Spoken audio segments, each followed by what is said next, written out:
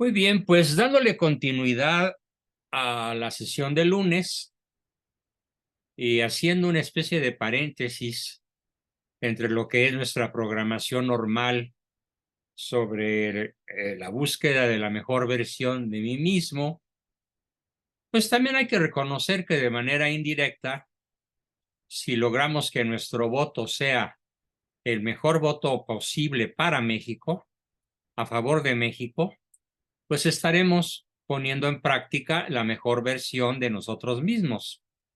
Así que no está nada desconectado este tema electoral a 9 meses de distancia del proceso del 2024 para que todos los que están acompañándome, más los que me escuchen después, cuando suba el video a YouTube y lo distribuya entre mis redes sociales, opten por ser la mejor versión de sí mismos en el ámbito sociopolítico. En el ámbito sociopolítico, la participación de cada uno de nosotros en la vida política del país es una obligación. Varios papas así lo plantean y plantean incluso como un grave pecado de omisión el no participar, el no votar, el no interesarse por cambiar los destinos de la nación. Así que en vista de la búsqueda de esa mejor versión de nosotros mismos en el ámbito sociopolítico, sociocultural, hoy tenemos un tema príncipe y lo haré con una pregunta. ¿Tiene el señor Eduardo Verástegui probabilidades reales de ganar la presidencia en el 2024? ¿Puede un católico apoyar a Xóchitl Gálvez? Tercera pregunta, ¿cuál es el poder real electoral de Claudia Sheinbaum?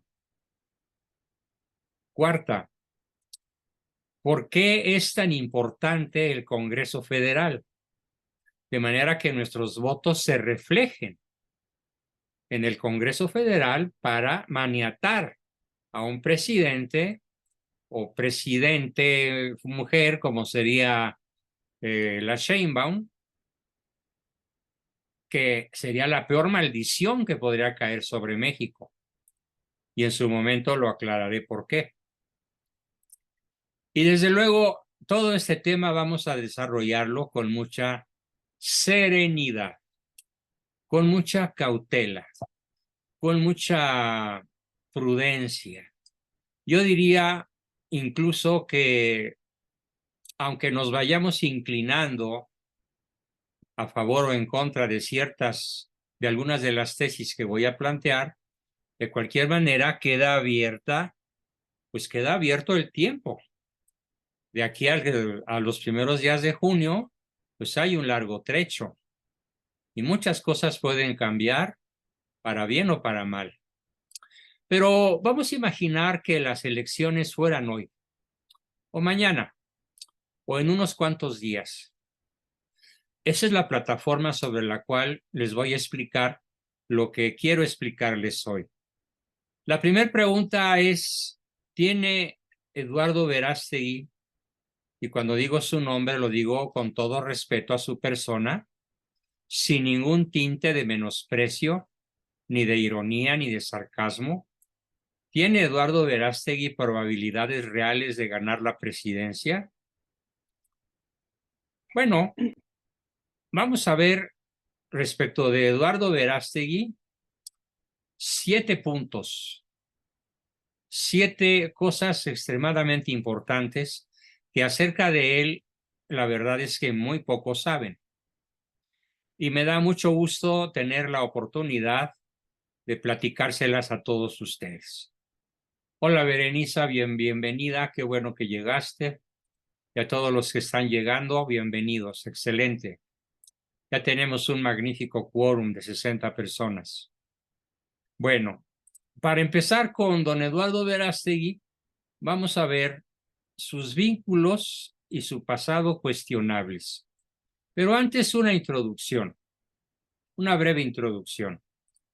El actor y productor Eduardo Verástegui se registró el pasado 6 de septiembre en el INE como aspirante presidencial independiente. Ha decidido competir él solo para obtener la presidencia de la República en el 2024.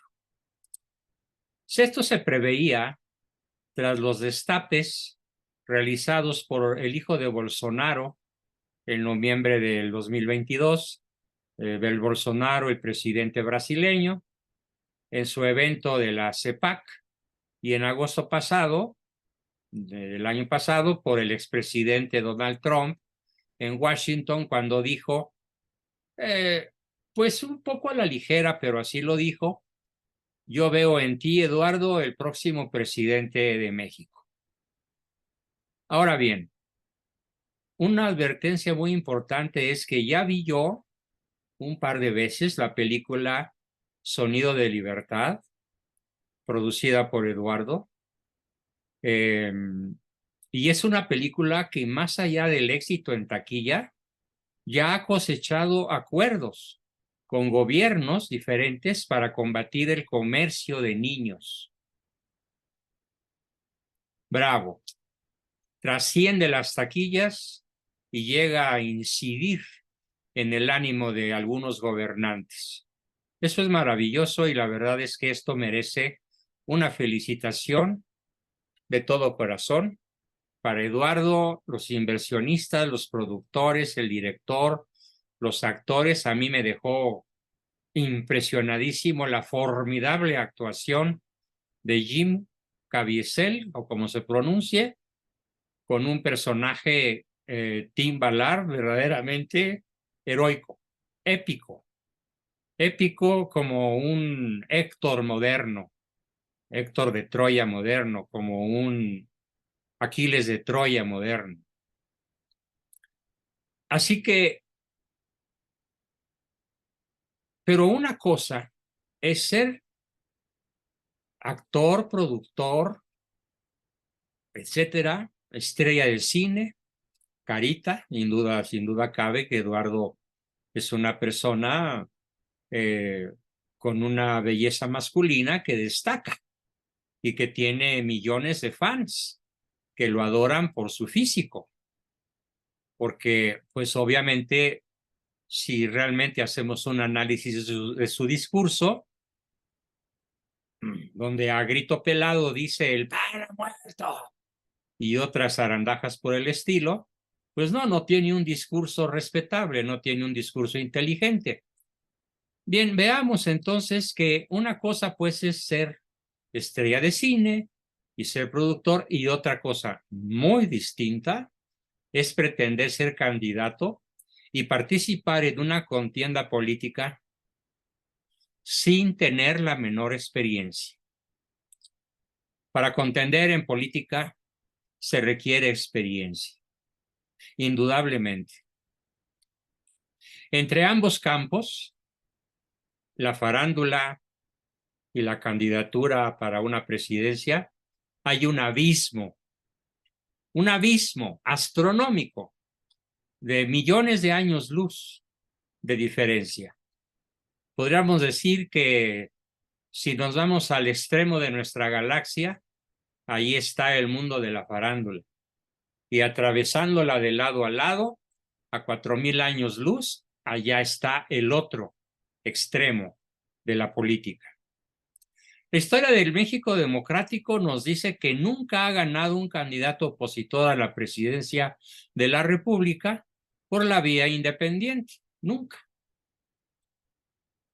Las preguntas claves que debemos de hacernos honestamente, fuera vísceras, fuera fanatismos, a la basura filias y fobias, a la basura consideraciones que no sean objetivas, que no sean datos duros. Vamos a ver el análisis. ¿Puede realmente este actor brillante el 2 de junio del 2024 ganar las elecciones? Y aquí viene lo peor, ganar las elecciones para evitar que el comunismo se asiente definitivamente en México. Pone a temblar, Eduardo, su aspiración al régimen actual, lo pone a temblar. Tiene los arrojos, la estrategia, la estructura y el poder de persuasión indispensables en cualquier campaña electoral para arrancarle votos suficientes a Morena y a Xóchitl y a cualquiera otro que se aparezca por ahí. Cuenta con el apoyo irrestricto del pueblo católico. Reúne gente talentosa y valiosa en su equipo que sume y que no reste para lograr su noble propósito. A estas y otras preguntas daremos una amplia respuesta a partir de esta sesión.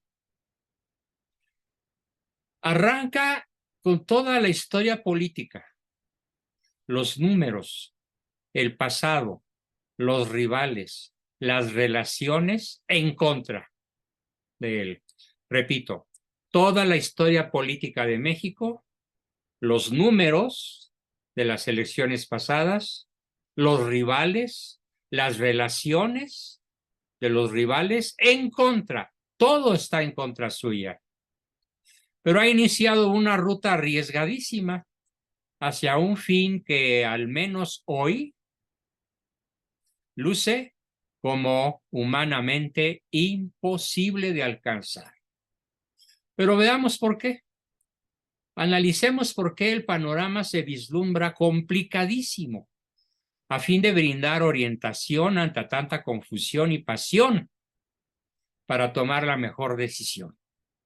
Repito, las decisiones que tomemos sobre esto no pueden ser pasionales, no pueden ser viscerales, no pueden ser por fanatismo, no pueden ser por adoración, no puede ser porque, qué guapo, qué listo, qué inteligente, qué noble, qué valiente. No, porque el guapo, el listo, el inteligente y el valiente, sin otras armas, está previamente derrotado.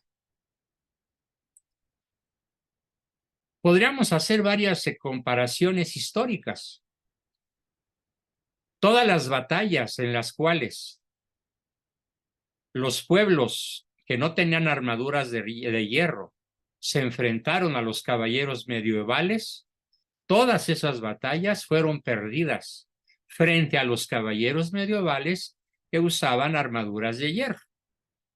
No importaba qué tan inteligente, qué tan valiente, qué tan talentoso, qué tanta puntería tenía con sus flechas, no importaba qué tan hábil era con la esgrima, con la espada, no importaba nada de eso. ¿Qué le faltaba? La armadura de hierro. Bueno, pues haciendo una analogía, vamos a ver los 7 ángulos débiles. Los 7 no solamente débiles, sino absolutamente, ¿cuál sería la mejor palabra? Vulnerables, esa es la palabra. Vulnerables de don Eduardo Verástegui. Primero, el vínculo, voy a silenciar al grupo, perdón. Procuren ya no encender sus micrófonos mientras no dé yo luz verde para su participación, que será en un ratito más. El primer vínculo, el primer lado vulnerable de Eduardo es sus vínculos y su pasado tan cuestionables. La lucha de Eduardo ya comienza mal. ¿Por qué? Vean, esto es terrible. Ha sido financiado desde años atrás por la poderosa familia Slim. Esto está admitido por conocidos y colaboradores cercanos a él. La opinión pública nacional sabe, hasta los alumnos de periodismo de primer semestre saben que existe una relación estrechísima entre el presidente Manuel Andrés López Obrador y el magnate socialdemócrata don Carlos Slim. Ahí están las inversiones, vean la lista, por favor. Ahí están las inversiones y contratos del grupo Carso, del cual Slim es presidente, y forman 264 compañías, apoyando muchas de ellas la construcción del Chucuchucu Maya, al cual se le acaban de asignar otros 150,000 millones de pesos para el año 2024, y ya casi se triplica el presupuesto original. Bueno, pues Slim lo está apoyando. Continúo. El Tren Maya, la línea 12 del metro, esa que se cayó y mató a 26 personas, la estructura de la comunicación digital del aeropuerto, del aeromuerto Felipe Ángeles, de Pemex, al que se le sigue inyectando dinero bueno al malo, etcétera, etcétera, etcétera. Aquí viene el primer dato duro. Hablamos hasta el 2022, a fines del 2022, de 541 contratos de Slim con el gobierno federal, o sea, con Malo, por un monto superior a los 9,390 millones de pesos. Ese es el personaje que financia a Eduardo Verástegui. El mismo que apoya megamillonariamente los proyectos faraónicos de Malo. Tengamos presente, por favor, en ese contexto, los nexos económicos de los Slim con los Clinton, con los Obama, con Bill Gates. Probablemente esto no lo sepan. Docenas de millones de dólares de la Fundación Slim, ¿a dónde han ido a parar? A Hillary Clinton, abortista, y al profeta de las pandemias, Bill Gates, cuyos recursos destina a sus empresas farmacéuticas para elaborar vacunas con células de niños abortados y financiar con más del 50% a la Organización Mundial de la Salud. ¿Qué estoy diciendo con esto? Que más del 50% del presupuesto de la Organización Mundial de la Salud sale de los bolsillos de Slim. El mismo que de una manera extremadamente cercana apoya a Eduardo Verástegui. Esto es información pública. Ustedes la pueden buscar en Google, en inteligencia artificial, en Amazon, en Safari, en Firefox. Ahí pueden encontrar todo esto.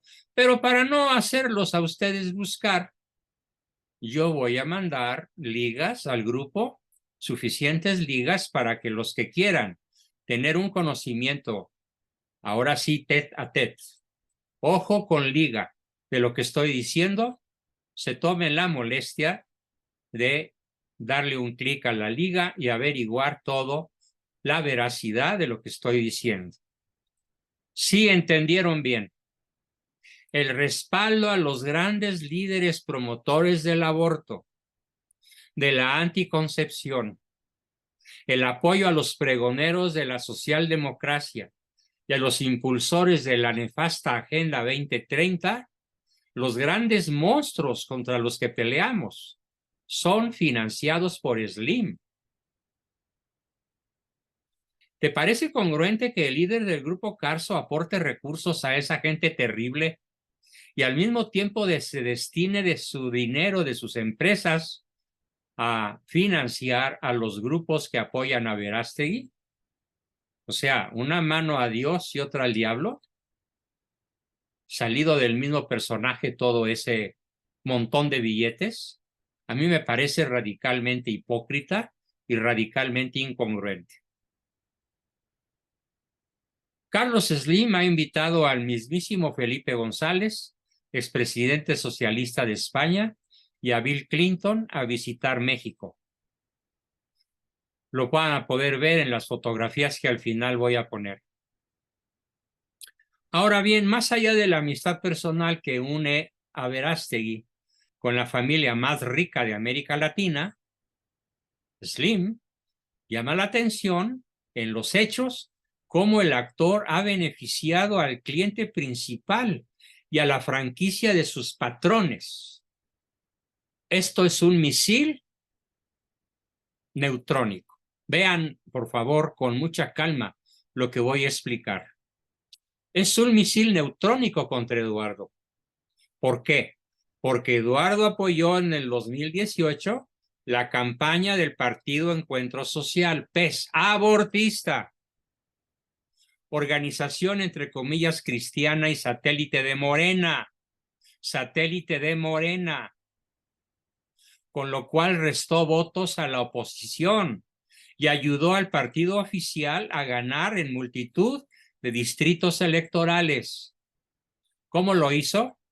El PES postuló a Providas como candidatos a diputados locales, pero ojo, a ninguno de ellos les dio dinero ni la capacitación y perdieron todos. Pero restaron votos a la oposición verdadera. Sin embargo, el partido lo contempló como su abanderado a la presidencia de México, el PES, en el 2018.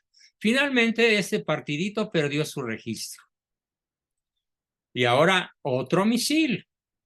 ¿Qué tal la promoción abierta que Eduardo el Guadalupano ha hecho de un año para acá? El analista geopolítico y cofundador de Morena, Alfredo Jalife, asesor presidencial de AMLO en Twitter. Sí, este señor, Alfredo Jalife, hace propaganda a Eduardo y lo llama el guadalupano. Pero es asesor de malo en Twitter y además en otras muchas fuentes y de otras muchas maneras, en otras muchas redes sociales, como por ejemplo YouTube. No son estos dos misiles que he lanzado, no son las únicas muestras de esta vieja y efectiva estrategia. ¿Cómo se llama la estrategia? Divide y vencerás del presidente. En este año 2023, fíjense por favor, operadores de los Slim hicieron campaña en el Estado de México a favor de la candidata Delfina Gómez de Morena. Como también hubo empleados de su familia que pidieron en privado a sacerdotes y obispos el voto por López Obrador en el 2018. Y ahí anda Eduardo Verástegui. Con estos casos y más evidencias, he sostenido que Lalo es el candidato extraoficial de la Fundación Carlos Slim. Es, palabras, tercer misil de dos alas. Disidencia controlada. ¿Para lograr qué? Tres cosas, a las que les ruego prestar particular atención. A. Aglutinar el voto católico o provida. Sí, la cargada a favor de Eduardo. Aglutinar el voto católico o provida. Nada más que hay un problema.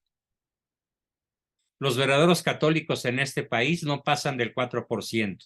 Son los que van a misa los domingos. Y de ese 4%, si acaso el 5%, 4 o 5, pues da igual. ¿Sí? Es un número ridículo. De ese 5%, concedamos el 5% que dice Ricardo, ¿cuántos conocen las encíclicas papales? ¿Cuántos las han estudiado? Ya no digamos leído. Es verdaderamente patético, ridículo el número de católicos mexicanos que están ilustrados sobre su fe. La mayoría son chairos bautizados. ¿Y por quién votan los chairos bautizados? Por Morena. Y Morena tiene hoy todavía el 57% de preferencia electoral para el 2024.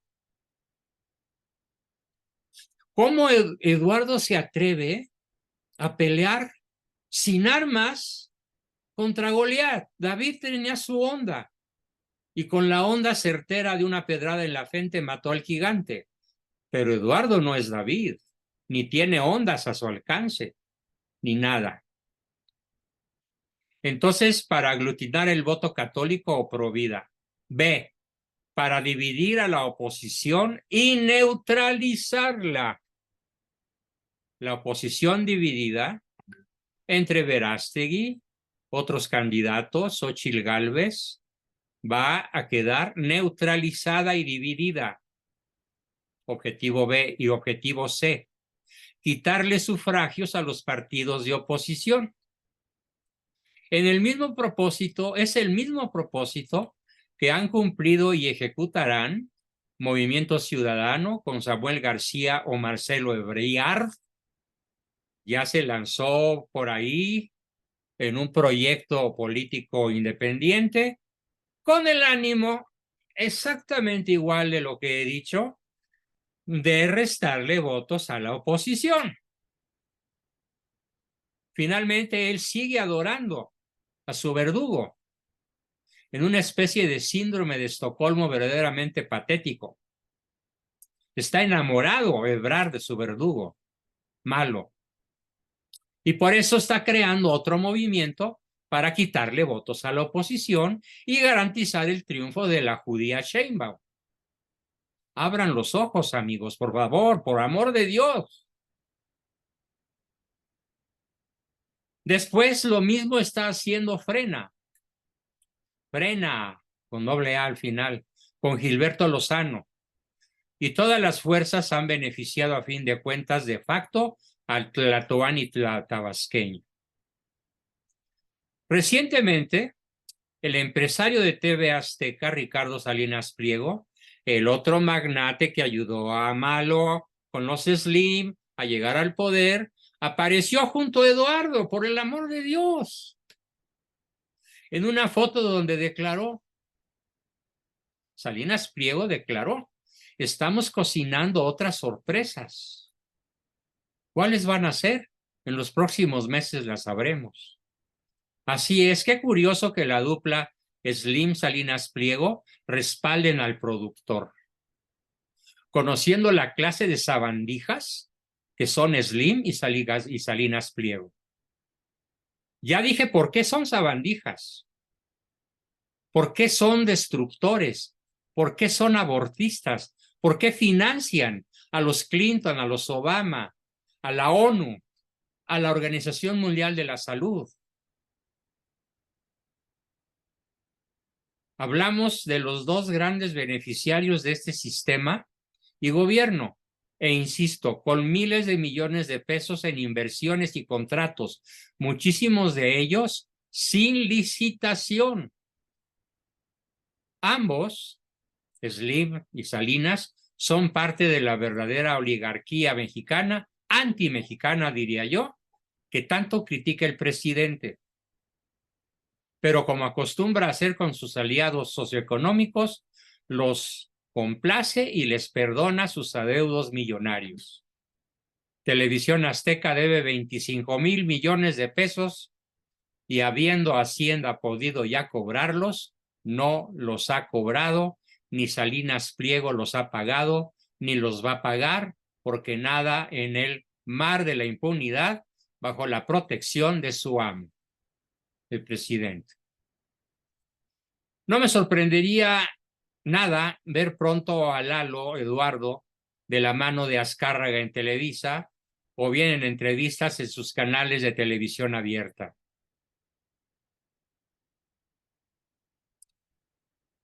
¿No crees en lo que te he dicho? Revisa la prensa, coteja mis fuentes que te voy a mandar en ligas de YouTube. Consulta a Google y pregúntale al chat GPT si todo lo que te he dicho es o no verdadero. Por fortuna, hoy la información auténtica está al alcance de un teclazo. Pero viene aquí otra cosa mucho más grave, y es la ausencia de Eduardo en los grandes temas de debate nacional. ¿Por qué razones el actor no termina de convencernos del todo a la derecha mexicana? A mí no me convence para nada. Porque Eduardo guardó silencio extrañamente desde el 2018 hasta diciembre del 2022 sobre el desempeño del bulto de Palacio. No lo tocó ni con el pétalo de una rosa. 18, 19, 20, 21 y 22. Durante 5 años no hizo la menor crítica del monstruo destructor de este país. Y ha estado ausente de importantes eventos cívicos y sociales en la vida democrática del país.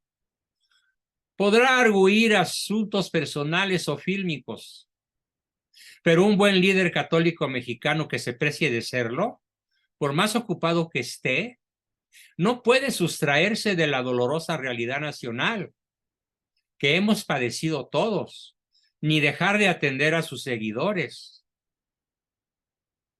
Fue hasta noviembre, diciembre del 2022, en la conferencia política de Acción Conservadora, que lanzó una débil crítica al antipresidente antimexicano.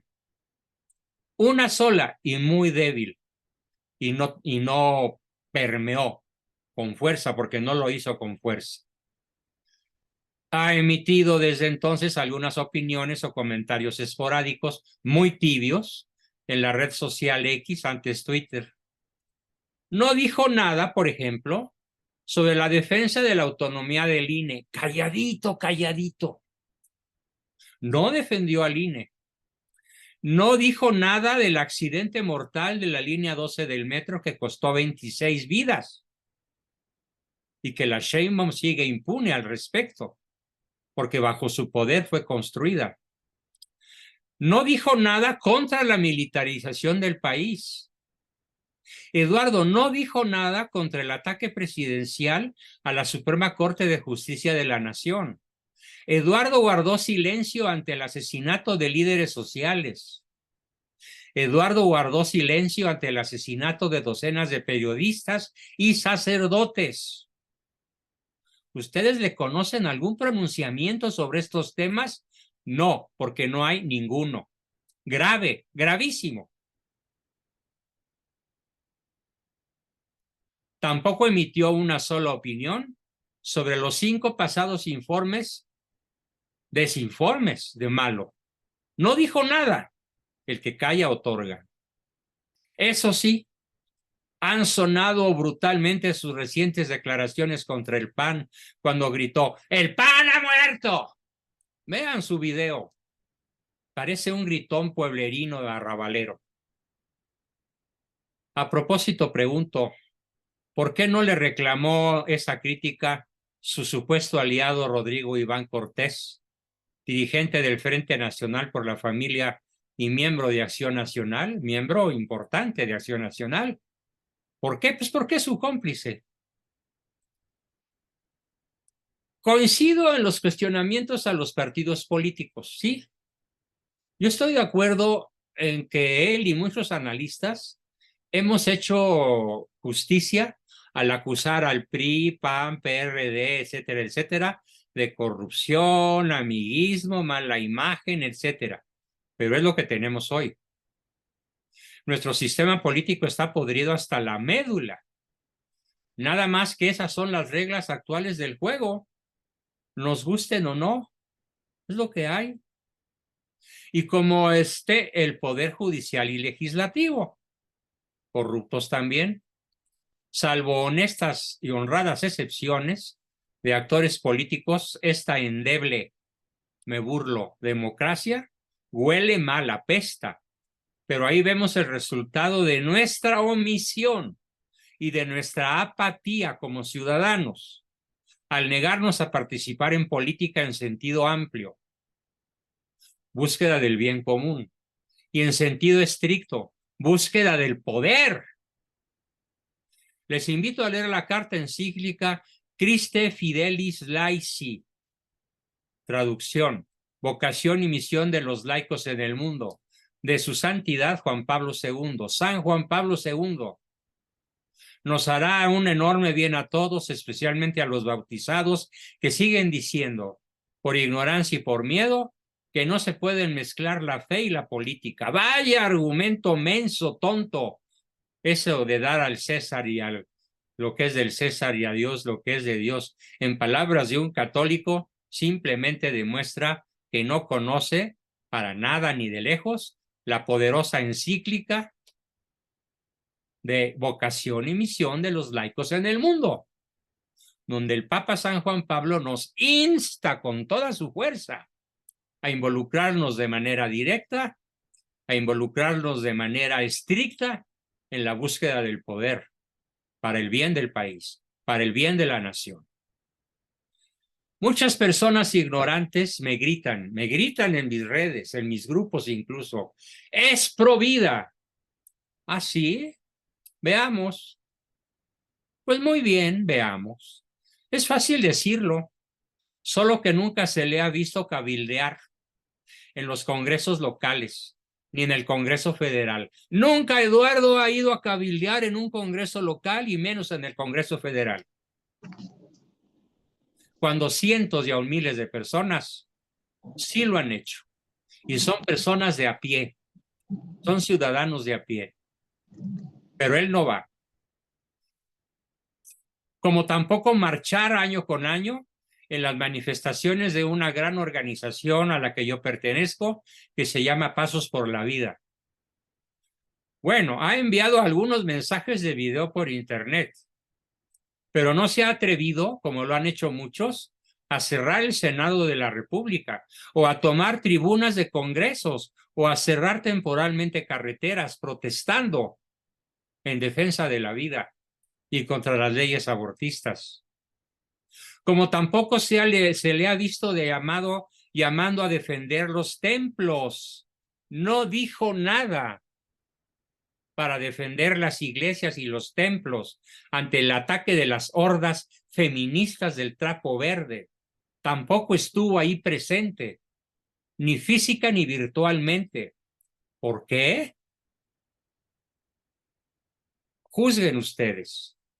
Yo opino, bajo riesgo de equivocarme, que es simple cobardía o, en el menos peor de los casos, un cuidado delicadísimo de su imagen como actor, pero no como líder social católico. Cuida más su imagen como actor, como lo hemos visto en esta larga parrafada, que su imagen, como debiera no cuidarla al defender lo que dice defender, pero que en realidad no lo ha defendido. Y así podemos citar docenas y docenas de ocasiones a lo largo de este sexenio de eventos cívicos y pro vida donde no lo hemos visto presente en la calle ni en las redes. Es tal el daño que el presidente ha infligido a nuestra amada nación que un buen cristiano no puede permanecer callado. Un buen cristiano no puede permanecer callado y Eduardo ha permanecido callado. Ataco, denuncio, acuso y reclamo que hable si es que realmente es un líder pro vida. Pero como no lo es, más que de postín, de pose, por eso no ha hablado, por eso no ha protestado. Debemos, por el contrario, alertar, denunciar el mal, hacer conciencia de participar, ser valientes, tener coraje. López Obrador ha violado la ley, se ha burlado de los mexicanos con sus políticas inhumanas, con sus acciones de gobierno nefastas y con los atentados a la libertad y a nuestros derechos. ¿Por qué Eduardo no ha alzado fuertemente la voz en estos últimos años?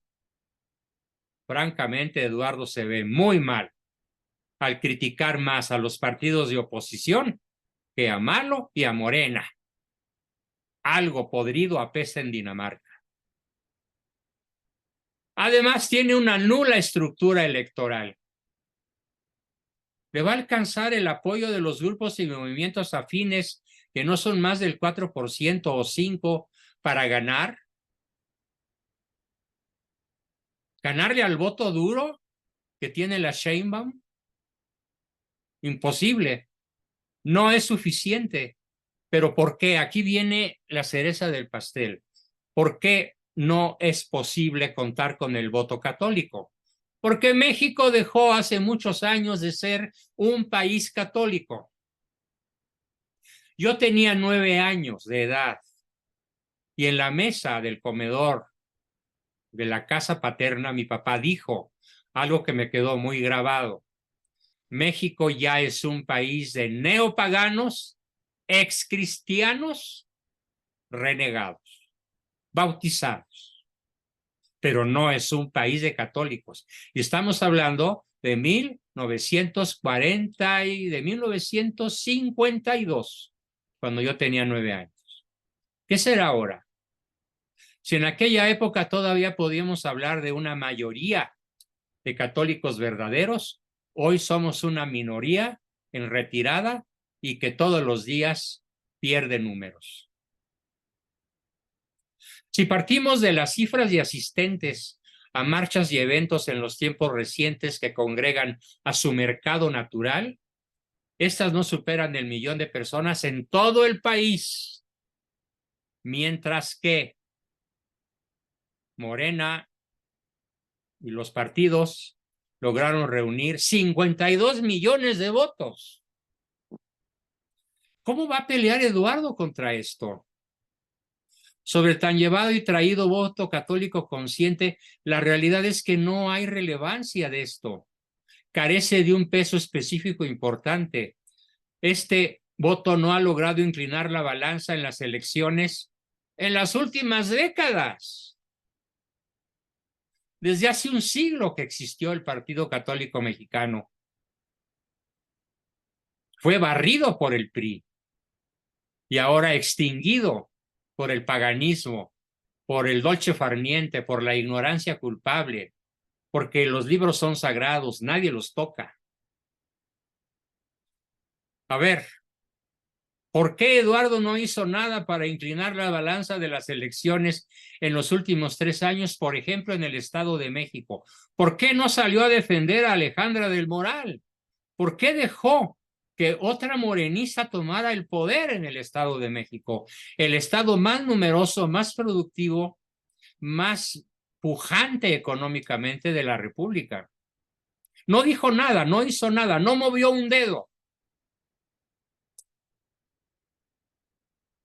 Se ha dicho hasta el cansancio que México es hoy mayoritariamente un país católico, pero yo preciso, sí, de bautizados, pero neopaganos, como ya lo dije, de devoción populachera, poetera, supersticiosa. Los católicos que asisten a misa dominical son menos del 4 o del 3%. Y de estos solo una minoría nos esmeramos en conocer, estudiar y vivir nuestra fe conscientemente.